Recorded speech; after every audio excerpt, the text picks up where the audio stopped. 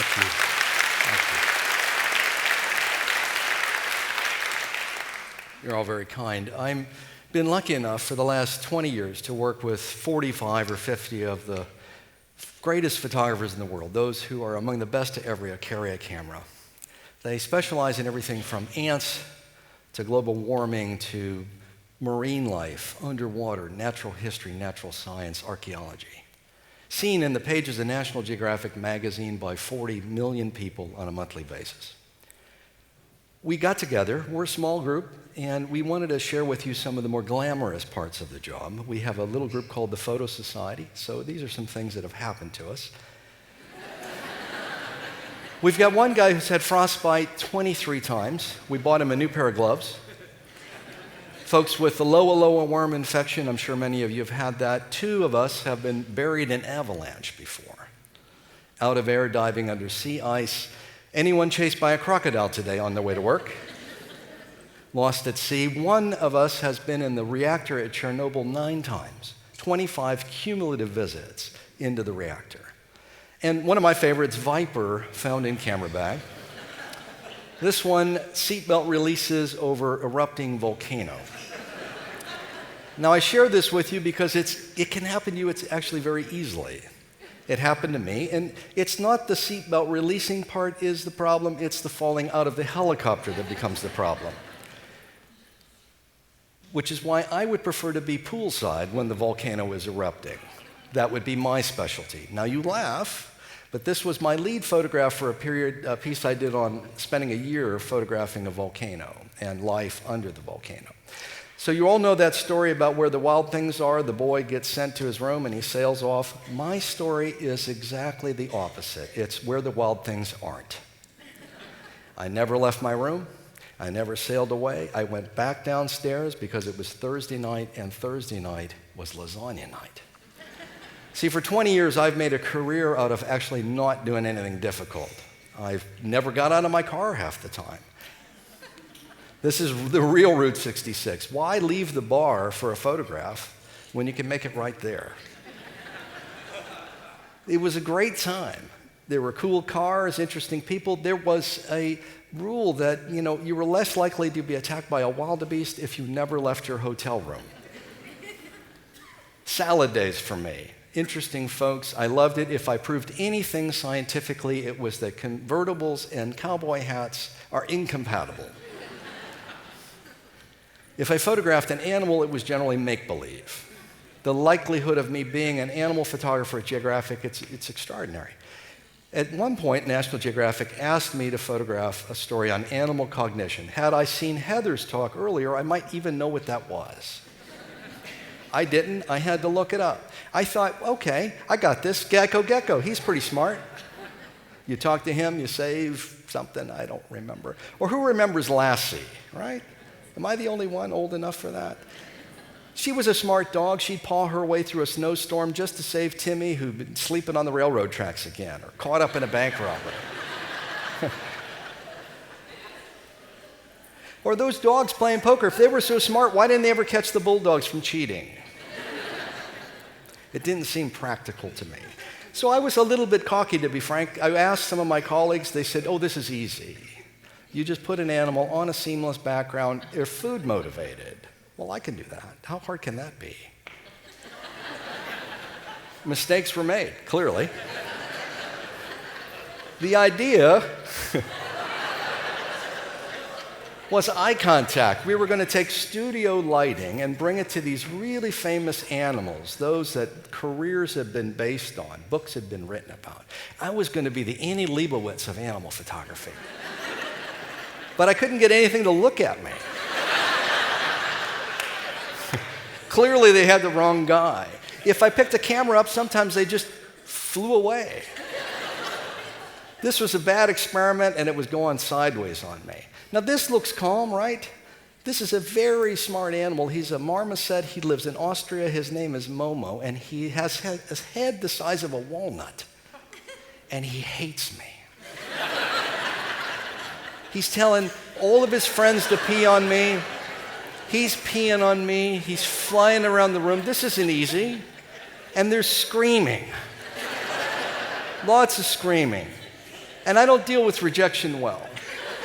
I began to think everything was screaming at me. Fish, underwater, were screaming at me. This has gone horribly bad. This is a Gunnison prairie dog. They're studied because they have very distinct language abilities. It's not like, oh, there's trouble. It's like, there's a photographer here, and I can't do a thing with my hair. This guy screamed at me on the phone when I would call. I'd gone all the way to Wabash, Indiana to photograph him, which is now becoming the site of my last assignment for National Geographic. There are no second chances. And it's 4 hours into this, and he won't let up. I think this is it, right? What am I going to do? So I started, I'll scream back at him. It didn't work.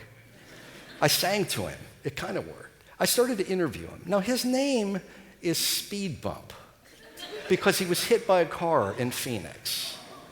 Yeah. And so I thought, well, I'll just talk to him. I'll interview him rapid fire. How are the winters in Wabash, Indiana? It was a press conference thing. And all of a sudden, he just stopped. So I thought, okay, I found my inner Doctor Doolittle. If I could just talk to the animals, maybe this would work. I was wholly unprepared. This is Kanzi. He's one of the most famous animals in the world. If you Google him, you'll get nearly 1 million returns. He's been on Oprah. He's been the subject of a TED Talk. He's done more TED Talks than I've done. He's an amazing guy, and he has incredible language ability. He has a vocabulary of 3,000 words, but he also understands about 450 words that he shares with humans. Now, he does this with a set of laminated placemats, essentially, that have these lexicograms on them. And he will make sentences or pose questions or answer questions with them. So he'll say, Kanzi wants spaghetti outside with Sue now. It's really extraordinary. So I've gone all the way to Iowa to photograph him in the middle of a snowstorm. I've written, it's like any celebrity, right? You write letters, you make calls, you do all this stuff, and finally I show up. Now he's in a place that's guarded by people with AK-47s and surrounded by water. It looks like the White House. And everyone is completely amazed to see me there. Why are you here? I'm thinking they're stoned. I've got equipment, I've got assistants, and no one seems to know that I've been able to come. And so I just said, well, we have to ask Kanzi. Okay, let's ask. So they go to Kanzi, and he does this thing where he takes the placemats, he's screaming, and they said, yeah, he said, yeah. So, have you brought anything for him? No, I haven't brought anything. Well, Kanzi would like coffee for him and his 5 bonobo friends. Coffee, okay. So I have to send my assistant back into town to buy 6 grande Starbucks cups of coffee as a gift to Kanzi. Now I'm sitting there, and he's a pretty amazing, there are a few things he hasn't done. He paints, he makes tools, he's jammed with Peter Gabriel, right? But he has this great sense of humor. He does this thing where he's like a 5-year-old. He'll sit there and he'll make grown-ups chase each other in the halls, back and forth, while he sits there and drinks his coffee. An amazing guy. Betsy is a beautiful dog. She lives in Vienna, and she is one of the smartest animals on the planet. She is so famous that Betsy's not even her real name. She has a vocabulary of like 350 words. The example would be, you can show Betsy a photograph of something, call it Randy, a stuffed animal, send her into a room and say, find Randy. In a room full of stuffed animals, she'll find him, bring him back. She does this 2-3 times. In 6 months, she's got it. Randy, there it is. She makes the cognitive leap. The thing you want is the thing in the photograph, not the picture itself. She's really amazing. We're learning stuff that all pet owners have known for so long, that animals are so full of emotion and thinking. They have this thought, but this has been hard for science to get their head around. We're learning that sheep have facial recognition. They recognize other sheep, 50 of them, and humans for up to like 2 years. And these fish, they're fighting fish. They have a form of reasoning. They know which fish to fight in the right situation, like we would if we went into a bar and knew not to pick a fight with the biggest guy. That's what alcohol's for, I guess. These lemurs up at Duke, they learn how to count like a toddler does. It's an amazing thing. And bees, every day we learn something about bees, right? They're most extraordinary creatures with a brain the size of a milligram. Well, bees may now have emotions, pessimism. They're learning about this at Newcastle University. And there's a guy in Bowling Green who's known as the rat tickler. He tickles rats. Now, they may not have a sense of humor, but they laugh. It's true. Shanti, she's a beautiful 9,000-pound elephant. We put her on a seamless background. When you look in the mirror, you see yourself. Most animals don't. They think it's a predator or an object. They tried and this is a thing called self-awareness, right? We have it. Dolphins have it. Chimpanzees have it. Not many animals do that we know of. So they took mirrors and put them in front of elephants at the Bronx Zoo. And they immediately, well, this is an object. But then they recognized that it was themselves, and they lifted up their grand trunks and looked at each other and said, wow, isn't this cool? They also drink coffee. A guy who doesn't work for me anymore put a coffee right on the edge of that seamless, which took us a day to build. And she knocked it over. I thought, oh, this is terrible, right? This is bad. And she hoovered that thing right up. It's unbelievable. Dolphins have cognition on the level of humans and chimpanzees. They're amazing mimics and language abilities. And just days ago, at the Wild Dolphin Project in Florida, they've announced they have this machine, this human-to-dolphin translator. They're talking to dolphins underwater using microphones and an 8-word vocabulary just today. It's incredible stuff. And these guys, so in Seattle, they were going and blocking the air tanks in their exhibits, blowing the lid off, going into the other tanks, eating all the other fish, go back to their tanks and going, man, I didn't see anything. Leaving this trail of water between the two tanks. Pacific giant octopus, lovely, lovely. This is AZ. AZ is just wonderful, right? He has a 9-foot wingspan. His head is, well, that's actually life size. Now, he's worked with a guy named Rob Shoemaker for 20 years, at least. And these guys consider these relationships not to be sort of subjects, but they're collaborations. They teach us about the boundaries of humanity, those things that are distinctly human and those things that aren't. And that's what we're learning from the work of AZ. One of my favorite is Alex the parrot. Alex understood 100 words. He was an incredible guy. And it starts out with a young postdoc named Irene Pepperbird, right? In the 70s, she buys Alex. She reckons that if she can teach him to talk, then she can ask him what he thinks. And for 30 years, they worked together. He understood the concept of zero. He could count to 6. He knew larger from smaller, different from same. He knew colors. He was an amazing bird. When I went to Brandeis to photograph him, they were in a super secret building, and the room where he works was so small, they just gave him to me. Take him, go down the hall. And we sat in the hall for 4 hours, talking to each other, singing.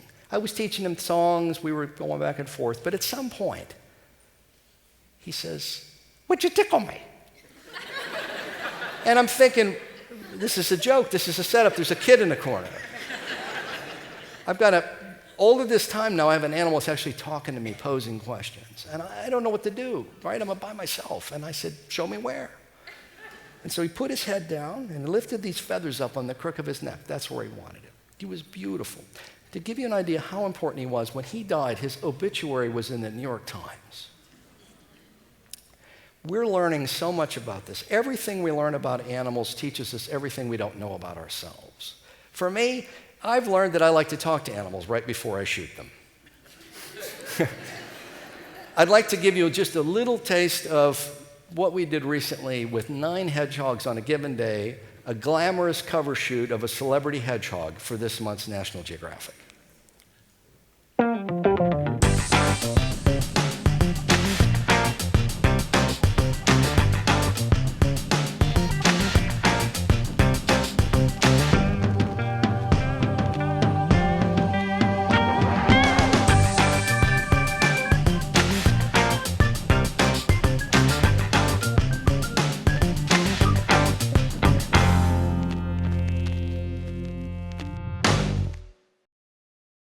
Thank you.